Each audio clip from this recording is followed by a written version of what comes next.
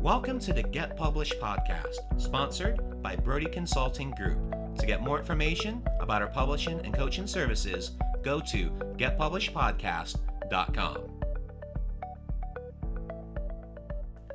Hello, I am Paul Brodie, and thank you for joining us for another episode of the Get Published podcast, where we help authors get published with a proven system that works. Today, we're being joined by Ana Levley, author of Beasts. Ana, welcome to the show. Hi, thank you. Are you ready to get started? Yeah, I am. Yeah, definitely. All right. Question number one. What is the one piece of advice that you would give to a first-time author who is currently writing their book? I would say do your research because I feel like, in the beginning you're overwhelmed as an author. You're really excited to, get published. Some people put out queries to publishing companies, but I'm pretty happy right now in the self-publishing world. And I would say do your research and find out what's right for you and the right fit for you. And what do you feel is the hardest part about getting published? About getting published or just being published in general? About getting published, the process, whatever you'd like to discuss on that. Yeah. So I think the hardest part is going through editing. That is always the most difficult for me because I'm a very creative mind. I'm very artistic. And then once you're in editing mode, you're almost if you're like me, it's very difficult to go through your entire book again. You're like, I just did 5 drafts of this myself. But then when you actually have an actual editor reading it, then that's the real serious business. That's when the book gets really serious, that it's like an actual book. And it is really difficult and tough to go through your book and, you get really good outside perspective. But at the same time, you almost just want to be done with it. And you're never really done with your book. That's something I learned, and I didn't know that was true until the editing process happened. So I would say that. Yeah, I always refer to a book as a constant working document because it's always evolving.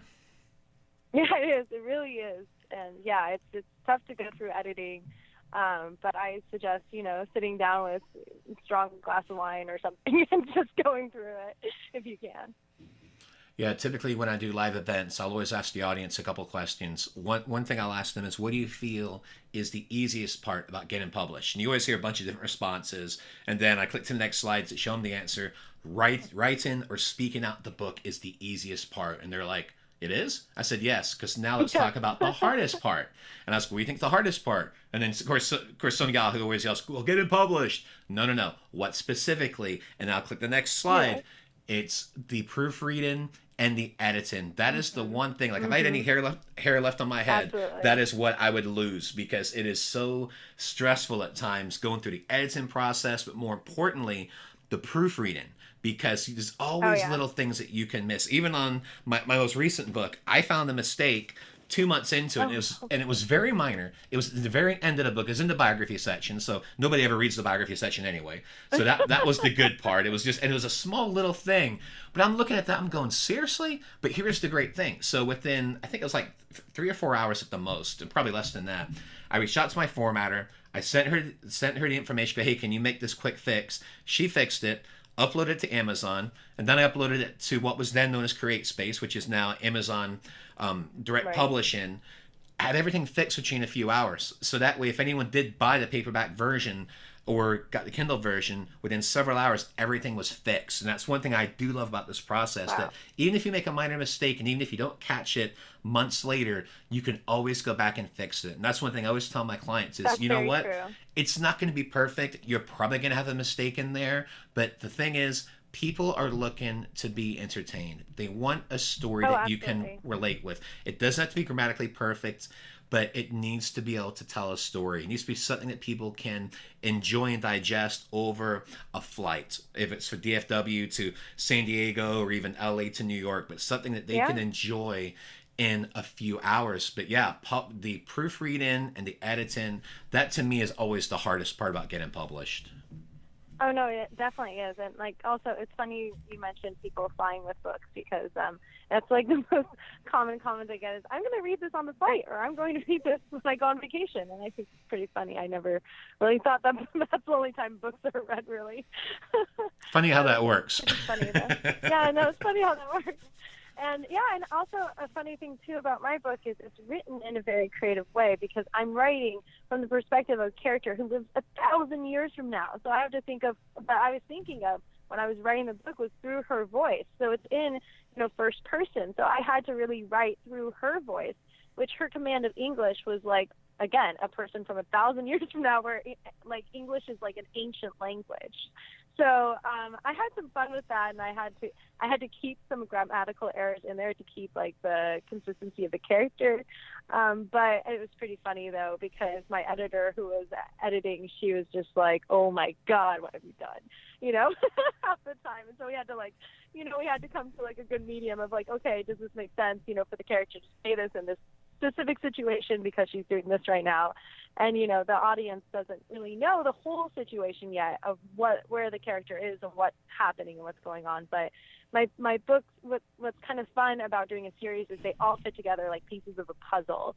So by the time you get to that, you'll be like, oh my God, so that was kind of fun in the editing process, but it totally drove my editor crazy though half the time. And it drove me crazy half the time too. Yeah, and I understand that working with editors, they always want things perfect, and you have to explain, hey, this is the tone, this is what we're trying to do, this is the slang. Mm-hmm. But yeah, it's a process. I've been very lucky. I've had the same editor for all 13 of my books. She's a person who I always highly recommend because she, like with me, she gets my voice and my tone, and even when times I go a little off topic, she can always bring it back in. I always refer to her process as the slicing and dicing because she does such a great job with it. It's awesome. Well, let's talk a little bit about marketing. So please share a marketing strategy that you have used in your book launch that worked well. Yeah, so I'm a dystopian author, and so fun thing is that you can, with your specific category that you're in, or if you're in a couple of categories, you can reach out to those communities online. So I reached out to a place called Band of Dystopian Authors, which is a group online, and they're awesome, and they're so supportive. And they did a huge launch party for me in front of like 55,000 people. So it was super helpful, and it's free. And I had no idea this thing existed. And I was so lucky and fortunate that I had reached out to them. I think they even reached out to me too. They saw my book and they're like, "Oh, hey, join us." And it was so cool. The reception was amazing. The launch party was so much fun. People pre-ordered my book. I had a ton of pre-orders before it went live, and I felt really good about it, because when you have the pre-orders, you feel like you're set. So that was amazing. And then also Instagram, the Instagram community has been awesome. I really, what's funny is I know a lot of authors are on Twitter, and a lot of authors and people who are writing are like, kind of talking to each other and publishers and agents and stuff. But I feel like the audience, the real core audience is on Instagram. At least that's how it has been with my book. And I've seen more engagement and people buying from it. And, I have like tracking links and such. And so I've been pretty impressed by the amount of people coming to my Instagram and buying my book from Instagram. And after a while, you kind of get into like what kind of tone of an author you're going to be online, because you want to set some sort of like tone or whatever makes you feel good, but you also feel like it looks cool or makes sense to your audience. And it took me a while to figure that out, and then I finally did, and it feels good. It's really cute, and I have fun with it. Well, you mentioned a very unique strategy, because we've had people on the show before that have talked about reaching out to like groups on Facebook, but you actually reached out to this band of dystopian authors, or they reached out to you. So these guys actually had a website or some sort of group. How was that? They have a Facebook group, and so they have one for the authors, and then they have one for the authors and fans. So when like a book launches, they just go to the fans, and you just, you give like, away tote bags or books and such. And so it was pretty funny. I was not expecting to do like merchandise of my book, but then I realized like this makes sense. So way in advance of my book actually launching, they did like a pre-launch party, and so I got a bunch of pre-orders, and I think that was key. It was super helpful, and it was free, and the people are so nice, and the authors are so nice, and so supportive.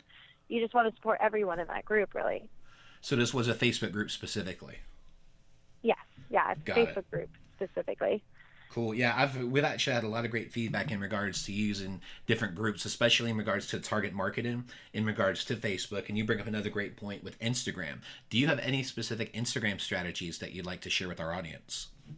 Yeah, absolutely.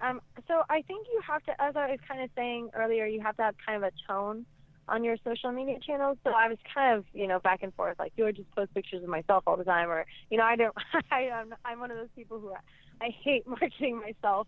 And I think that's a lot of people out there. I think a lot of people, they're like, oh, this feels so yucky. You're just like constantly talking about yourself. It's so annoying. I rather, I was in marketing and I loved marketing other people because I love them and their products, and it doesn't feel so self-serving.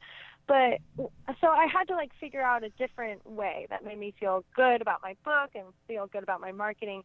So what I started doing was I did a collaboration effort with other authors, and I think it's pretty easy to become a booktuber, which is where you review books on YouTube. And so that's something I'm starting to do because a friend of mine, Roya Hellbender, she wrote the Unicorn Hunter series on Amazon, and she was the one who inspired me to do kind of these things, and she helped me out a lot in the beginning. And I was just thinking like, oh well, how could I make my book, and maybe other passions of mine, like food is another passion of mine, and I was like, how could I bring these together and do something fun with it that I feel good about, that I'm sharing other people's stuff, that's not just mine. So what I ended up doing was I ended up matching books with food.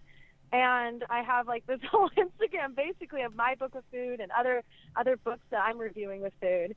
And it's like other people's food, other people's products. So I tag their products in there, and I tag the other authors, and I do this kind of whole collaborative effort.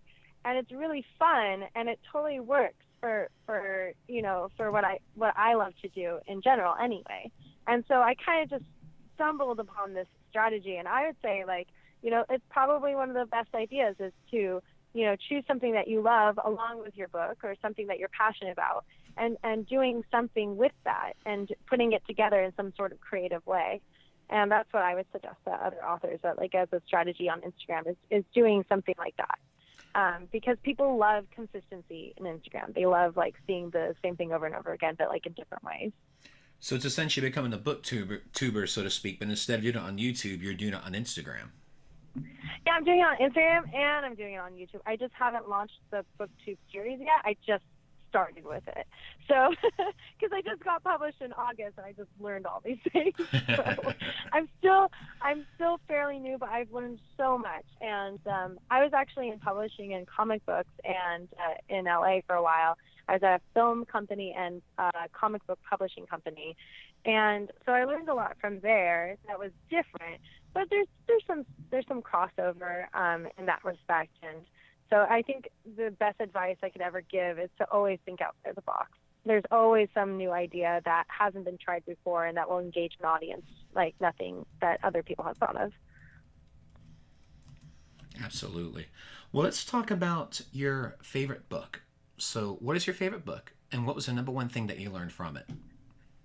My favorite, that's hard. That's like asking me like if I had children, like which child I like the most. I love books in general, so it's really hard. I have so many authors I love. So I'll put a couple books together because like I love Mark Twain. I love Tamora Pierce. Like I can go all over the map from fantasy to fiction to sci-fi to nonfiction. I've learned so much from just books in general, just reading a lot of different books from a lot of different subjects and a lot of different categories, and listening to each author and hearing their stories through those books. Like, Maya Angelou, for the dark elements of my personal novel inspired some of that writing. And then also Tamora Pierce inspired like the fun fantasy sci-fi kind of aspects of it. And then, Mark Twain, all the silly, kind of sly undertone of, sometimes lying to get ahead in some things, or like in a, kind of a shifty way that you would maybe agree with, maybe not. So there's so many different authors and so many different books that have inspired me. It would be really hard to say that one particular book inspired me for writing or in general. And for a final question, what is your favorite quote and why? Oh, my favorite quote. I would say that, that's a hard one. I mean, I know that. But it's hard because, again, I have a lot of favorite quotes, too. I'll go with a story. Can I go with a story instead of a quote? Sure. Like, it's actually like a famous story that people tell. I think it's actually like a Jewish story. Like, it's like a Talmudic story. But anyway, it's about this man who's walking across the beach, and he sees another person who is throwing these starfish back into the ocean. And there's all these starfish just, washed up ashore. And he walks up to the person and he goes, "Why are you even throwing them back? You can't save them all." And the person looks at him and says, "Well, I can save this one, and I can save that one, and I can save that one. And to them, it'll mean the world to them." And to me, that's like the best. I like that. I always think of that. Just, it's not technically a quote, but it's like a story that I feel like influences my life a lot. Well, Ana, I want to thank you for being a guest on the show. What is the best way for people to find you online? Yeah, so Instagram, Ana Levley, and Twitter, Ana Levley, Facebook, Ana Levley, pretty easy. And then, AnaLevley.com is my website, and I write short stories there. So if you want to, have some free short stories and things like that, that's always fun, too. And on Amazon, too. I'm also on Amazon and in Mysterious Galaxy in San Diego, if you're a local San Diegoan. Well, Ana, I want to thank you once again for being on the show, and I wish you all the best in your author journey ahead. Thank you. I appreciate it. Thanks so much for having me. Thanks again for joining us today. To learn more about how to get your book published with a proven system that works, grab a free copy of my book at getpublishedpodcast.com.